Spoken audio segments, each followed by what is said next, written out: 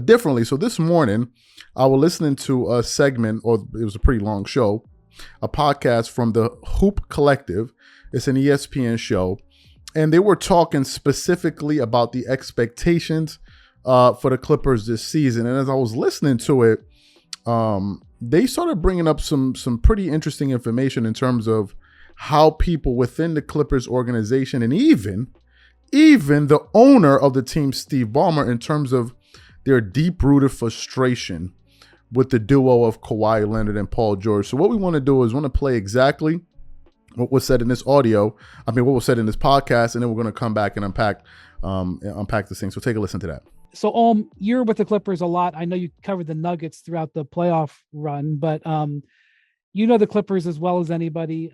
To me, the fascinating thing about the Clippers is that this summer, Paul George and Kawhi Leonard, they've got 1 year left on their contracts, and then they've got a player option. So it technically can be 2 years. But in the modern era, when an all-star level player has a year guaranteed left on his contract, we typically see some sort of extension discussion.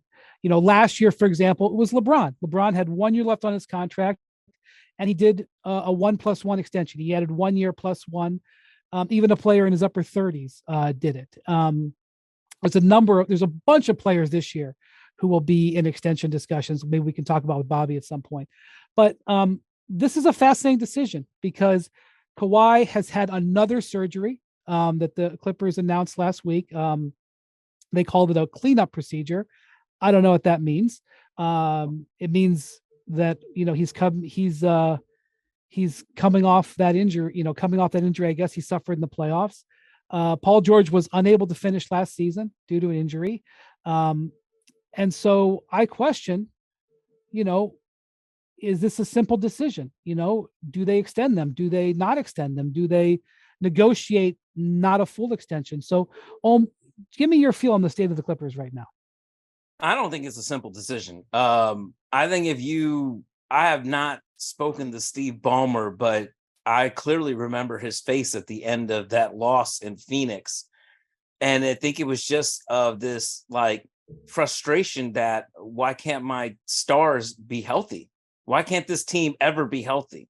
And I think business-wise, Steve Ballmer is probably wondering, I've spent all this money to make this a first-class franchise, and I cannot get my stars basically to play. I think Paul George had Jerry West on his pod recently, and I think Jerry West said it right to Paul George's face, something like, it's absolutely unbelievable that we have two stars of this caliber and you guys cannot stay healthy. So I think that's definitely an echo from the entire the frustration of the franchise. I've tried asking Lawrence Frank this numerous times. At the end of his season press conference, he was talking about improving the team. I said, well, how do you improve availability? That's the biggest thing about this team. You just don't have your two stars. So I asked Lawrence this the other night at the end of the draft last week. I said, you've got your two superstars and extensions coming up. What is your feeling about extending these guys, especially the length of the extensions, because the cap is going to be so restrictive for them? I think the Clippers are at a massive crossroads here, and Bobby can certainly talk more in depth about this, but this team has to figure out, we want to stay competitive and win a championship now. Our window is closing. We are entering a new building in Inglewood in not next season, but the season after that. And Steve Ballmer wants a competitive team going into that to sell tickets and keep that team relevant. But you don't want to be stuck with two superstars on massive contracts that can't stay healthy, who are certainly getting up there in age as well. And you certainly want to have young prospects going into that season when you go into the new building as well, young talent. So I feel like, they are trying to straddle this line and walk this fine line of how do we stay competitive to win a championship now and build around Kawhi and build around Paul, but also still have a team that's going to be competitive for a long time to come. And now we got to deal with this new CBA.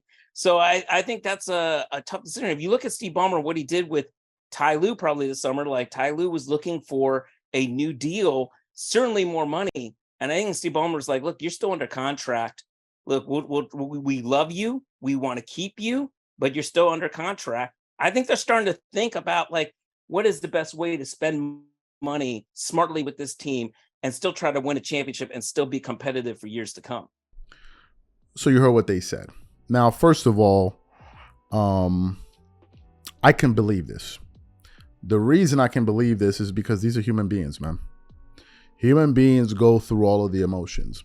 And even though you see Steve Ballmer at the sideline, cheering and in total jubilation, having the time of his life, it will be safe to say that he also feels the disappointment that a lot of the fans feel, because Steve Ballmer seems like someone that is very, very invested in his team. He seems to be a very, very big basketball fan. He's always with the team watching the games. He's probably their biggest cheerleader, one of their biggest cheerleaders, of course, alongside Clipper Darrell.